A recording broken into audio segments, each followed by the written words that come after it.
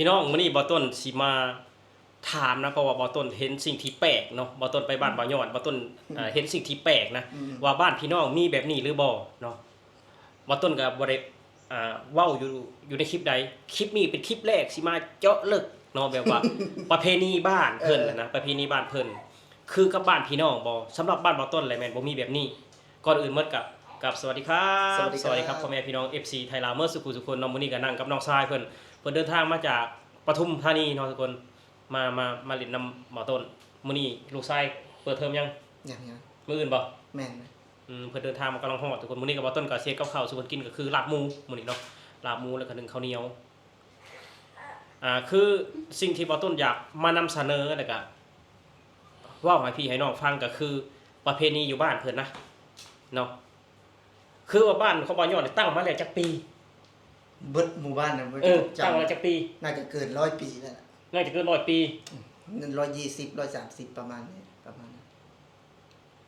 120 130ปีแม่นประมาณนั้นตั้งมาหาไดแม่นแต่วัดนี่ยังบ่เจริญปานใดเนาะวัดเนาะ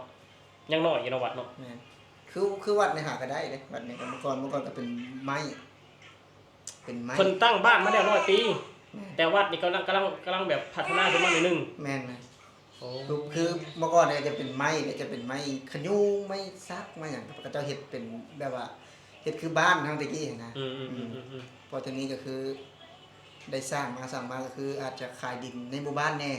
มาสร้างวัดแม่นขายดินรวมอ่ะในหมู่บ้านบ้านบ่ยัดจะมีดินรวมอยู่เลยก็คือจะมาขายมาสร้างวัดนำสมมุติว่าประชาชนนี่บ่ได้เฮ็ดผ้าป่าบ่ได้เฮ็ดกฐินมาสร้างบ่มันบ้านน้อยแล้วก็คือมันยังบ่ได้มีความเจริญเข้ามายังบ่ฮู้ได้ซ้ำว่าการเฮ็ดผ้าป่านี่แบบใดบ้านบ่ยอดยังบ่ฮู้เรื่องของการเฮ็ดผ้าป่าแบบใดแม่นคือการเฮ็ดผ้าป่านี่เฮาต้องไปเชิญผู้ใดมาแน่หรือว่าเฮ็ดแบบใดนะสิหากมีก็ 2-3 ปีมานี่ที่มีผ้าป่ามีกฐินแม่นคือว่าผ้าป่าก็คือผู้รักผู้ใหญ่หรือว่าออกต้นญาติโยมอยู่ในบ้านแล้วก็พระอยู่ในบ้านเนาะเพิ่นก็เฮ็ดตีซองออกมาไปขอเมืองนะว่าสิจัดผ้าป่าไปขอจากพสเมืองนะไปขอก็จัดว่าสิจัดผ้าป่าเฮาก็ตีซองก็ไปแจกซองคือเจ้านี่ก็เนาะก็มาแจกให้ข่อยมาแจกให้เมียข่อยมาแจกให้หลายคนคือแจกซองผ้าป่าคืออยู่บ้านน่ะสักย้อนไปประมาณสัก10 ปีขึ้นหลังจะบ่ฮู้เลยบ่ฮู้ผ้าป่าเลยบ่ฮู้ถ้าว่าฮู้เฮ็ดแต่ว่าบ่ฮู้เฮ็ดเพราะว่ามันบ่มีไผพาเฮ็ดเด้แต่คือปัจจุบันนี่คือเพิ่นมีคือทางคนอยู่ในบ้านเนาะหรือว่าเพิ่นไปบวชอยู่เวียงนะเพิ่นก็มาสร้างศาลหรือว่าพัฒนาอยู่บ้านนั้นนำผ้าป่าไปเวียงเพิ่นมาแต่ละอย่างนะกฐินบ่ผ้าป่าบ่นะก็เริ่มซึมซับเข้ามาเมื่อก่อนนี้เว้าจริงๆนะตรงนี้คือบ่ฮู้ได้ซ้ำว่าผ้าป่านี่เฮ็ดแบบใด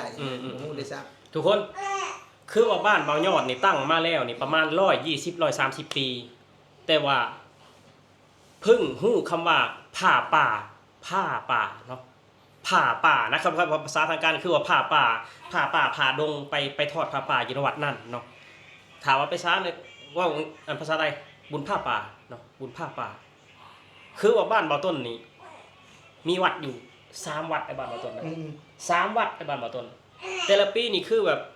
คนอยู่ในหมู่บ้านเขาไป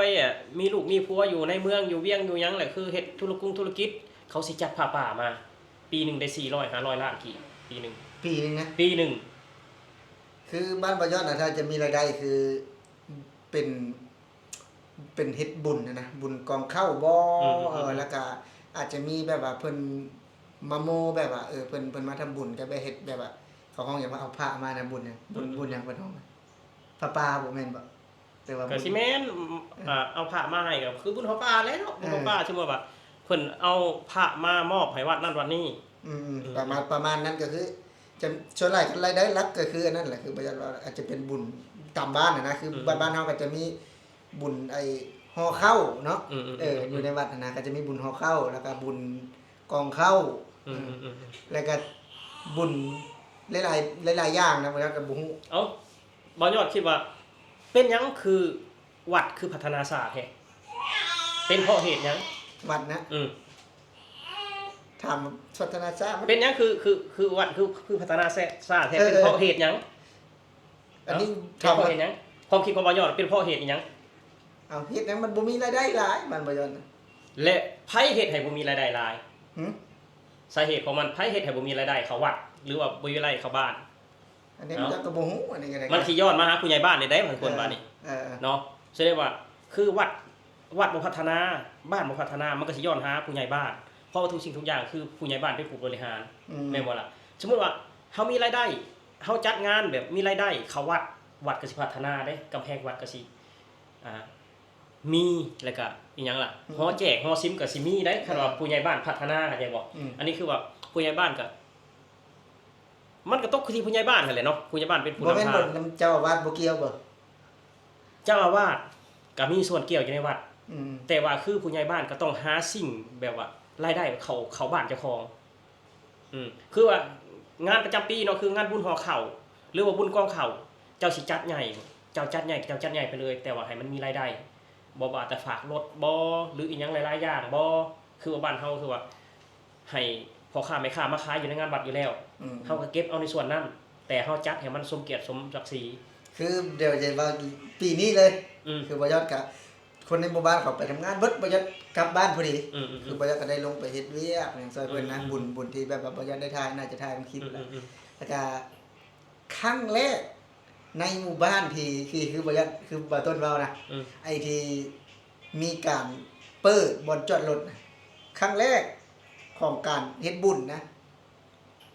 เปิดบ่จอดรถเก็บเงินปีค่ารถน่ะ แม่น ว้าแสดงว่าบ้านของบ่าวยอดนี่ตามหลังบ้านบ่าวต้นประมาณ30ปีทุกคนเนาะคือบ้านบ่าวต้นนี่ต้นบ่าวต้นเขาโรงเรียนของป.4 ป .5 เพิ่นเฮ็ดคอกเฮ็ดแบบว่าที่ฝากรถนะฝากรถมอไซค์ฝากรถรถกระบะเนาะคือว่าราคาเท่านั้นเท่านี้สมมุติว่ามอไซค์ก็ราคา 20,000 กีบรถกระบะก็ 30,000 กีบเนาะคือบ้านบ่าวต้นนี่มีแต่รถแล้วเนาะแสดงว่าบ้านบ่าวยอดนี่ยังบ่ได้เป็นบ้านพ้นทุกข์เลยเนาะ ยังบ่ได้เป็นบ้านพ้นทุกข์ คือเมื่อก่อนไอ้นั่นน่ะปะใหญ่ไปเลยได้ตามทางนะเวลามาจอดพอทีนี้คือมันเสียมันเขาก็ไปแจ้งเขตแจ้งอำเภอเนาะทางเมืองอ่ะจนประกาศถ้าหากมีบุญมีงานนะต้องมีมนต์ฟ้าหลุด ก็ต้องมีแบบนั้นอยู่แล้วนี่แหละคือว่าต้นว่าเป็นยังคือวัดยังบ่พัฒนาคือกับหมู่บ้านบ่พัฒนาเป็นผู้บริหารของผู้ใหญ่บ้านเฮาต้องเฮ็ดแบบว่าที่ฝากรถเฮาก็เก็บเงินนำเขา บ่เป็นเขามาฝากวิธีเนาะ บ่เป็นเขามาฝากฟรีสมมุติว่าเจ้าบอกเขามาฝากเนาะถ้าว่ารถเสียเฮาก็บ่ได้รับผิดชอบแต่บังคับให้ฝากเพราะว่ามางานบ้านเฮาถ้าว่ารถเสียรถหายมันก็เสียชื่อเสียงบ้านเฮาฉะนั้นเขาต้องบังคับให้เขาฝากนะทุกคนนี่คือบ่แม่นประเด็นที่บ่ต้นอยากถามบ่ยอดมื้อนี้นะคือประเด็นที่บ่ต้นอยากถามบ่ยอดในมื้อนี้ก็คือ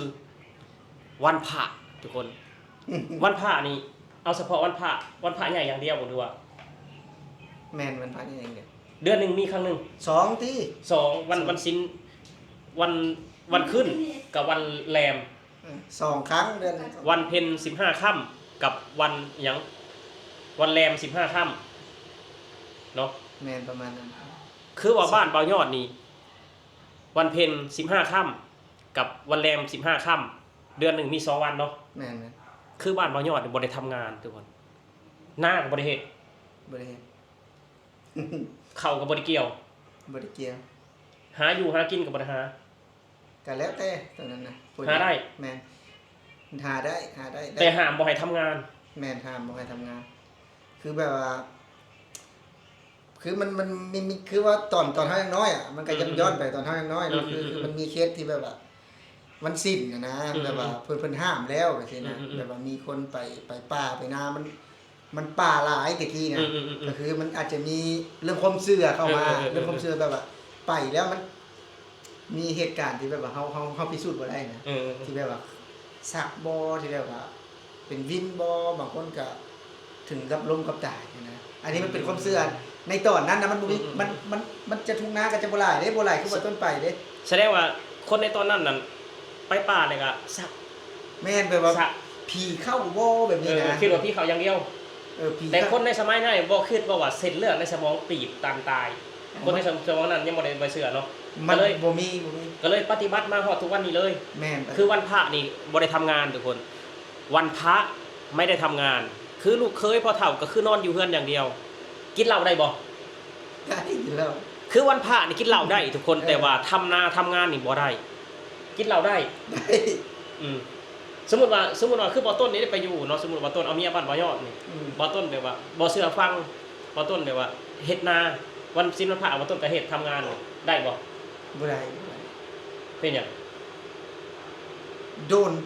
ปรั๊บใหม่ โดนปรับใหม่ แม่น ปรับนี่เอาหยังปรับไปเสียหมูเสียไก่หรือเสียหยัง เสียทั้งหมูทั้งไก่นะพวกแบบว่าบ่ฟังเลยนะ ๆ ว่าซั่นๆคือเสียทั้งหมูทั้งเหล้าทั้งเป็ดทั้งไก่คือจะไปครอบบ้านน่ะแต่หากว่ามีกรณีที่มันเกิดขึ้นนะมีกรณีที่แบบว่าผู้นี้เฮ็ดผู้นี้อาจจะเกิดขึ้นนะในบางทีก็แบบว่าอยู่ในบ้านเขาห้องอย่างว่าอยู่ในหมู่บ้านไอ้อันนั้นอยู่ในหมู่บ้านนะเขาห้องอย่างว่าบ้านเจ้านะ รักบ้าน ใช่รักบ้านน่ะก็สมมุติว่าเขตบริเวณนั้นเนาะบางคนน่ะนะเขาอาจจะซักบ่กันบ่ฮู้กรณีเลยหรือว่าเขาป่วยกันทันหันแบบนี้นะไปตรวจแล้วบ่เจอแบบนี้นะ บ้านยอดถือศาสนาหยัง ศาสนาพุทธ ศาสนาพุทธแต่บ่คือกันเลยทุกคนศาสนาพุทธแต่บ่คือกันวันพระไม่ทำงานนอนกินเหล้าอย่างเดียว คือบ้านบ่ต้นนี้วันศีลวันพระบ้านบ่ต้นก็ทำงานเนาะหาอยู่หากิน แต่ว่าบ้านบ่ยอดนี่คือบ่ต้นก็กำลังเคยเห็นได้ทุกคนคือว่าวันพระนี่บ่ได้ทำงาน กินเหล้าได้อย่างเดียว กินเหล้านี่ได้ เมาได้เปิดเพลงได้ ได้ พรได้ พรได้ แต่บ่ให้เฮ็ดนา อันนี้ก็เป็นตามความเชื่อกันเนาะ เป็นตามความเชื่อ แม่นคือถามว่าเปิดเพลงนี่ปกติก็ถ้าคนฮู้จักนะถ้าเป็นนิสัยคนฮู้จักเฮาก็บ่ควรเฮ็ดแต่ถามว่าเบิดทุกคนบ่ครับก็บ่เบิดทุกคน เอาวันศีลวันพระเพิ่นบ่ได้เฮ็ดนาเพิ่นไปไสเพิ่นไปวัดบ่ไปรวมชุมนุมเบิ่งฟังย่าพ่อฟังหลวงพ่อเทศน์หลวงพ่ออีหยังสั่งสอนบ่คือจังไดบ่ได้ไปไส เพิ่นก็จักผู้หญิงเพิ่นก็เฮ็ดเรียกเพิ่นจักตอกจักหยัง ผู้ชายก็กินเหล้าปาร์ตี้นี่ ผู้ ฮะ ชายก็แล้วแต่บางคนก็ไปให้ไปหน้าแต่ว่า คือบ่ให้เฮ็ดเหมือนปกติเข้าใจป่ะสามารถไปได้คือบางคนก็เฮ็ดสวนอยู่นะในบ้านบ่ยอดอ่ะ เพิ่นจะบ่ได้ค่อยอยู่บ้านเพิ่นจะอยู่ทุ่งนาบางคนเพิ่นก็เฮ็ดสวนเฮ็ดหยังไปก็แก๊กๆคือสมมุติว่าติดรถไถนาแบบนี้นะเพิ่นห้ามตัวว่าเฮ็ดหนักๆขนาดติดรถไถแบบว่า คือว่าขับรถอีแตกนี่บ่ได้ ได้แต่ถ้า ได้ แบบว่า แต่บ่ให้บ่ให้ บรรทุก บ่ให้บรรทุกบ่ให้ แม่ บรรทุกพื้นบ่ให้บรรทุกข้าวบ่ให้บรรทุกขี้งัวบ่ให้บรรทุกผัก แม่นห้ามตัว ขั นี้ บได้แต่บ่ให้มันบรรทุกคือว่ามีบางเล็กน้อยก็ได้อยู่นะ อ๋อ แบบว่า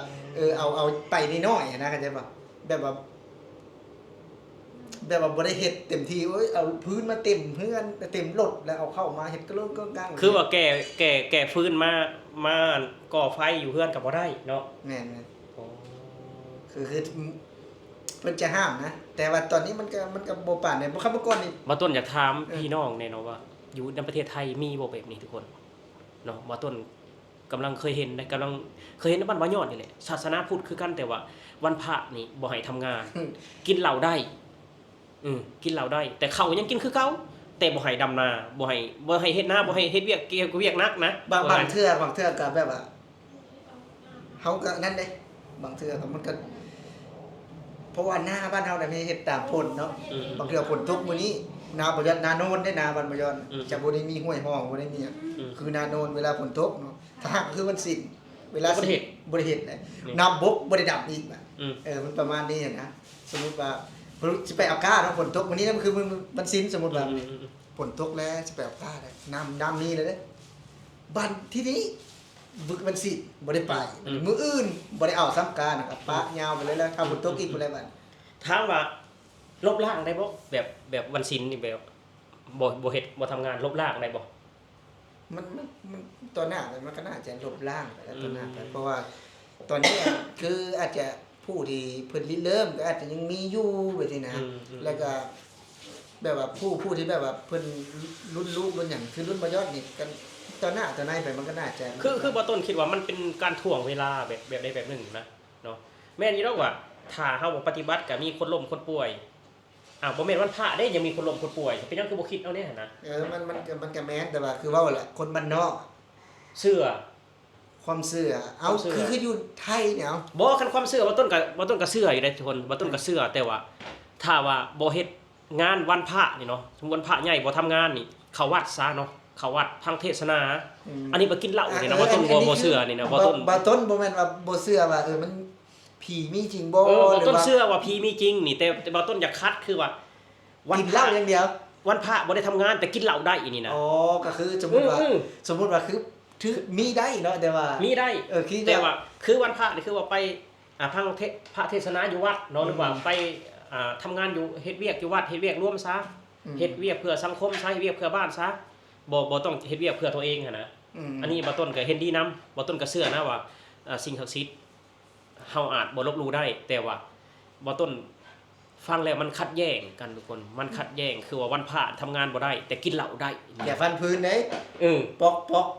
แต่หมอนี่เปิด ตัด ตู้ ไม้ซื่อๆนี่นะตัดไม้ซื่อๆนี่นะเขาปรับไม้ แม่น ปรับไม้อันนี้เบาๆเป็นบ่พันพื้นนี่ปรับไม้เบาเป็นบ่ มันก็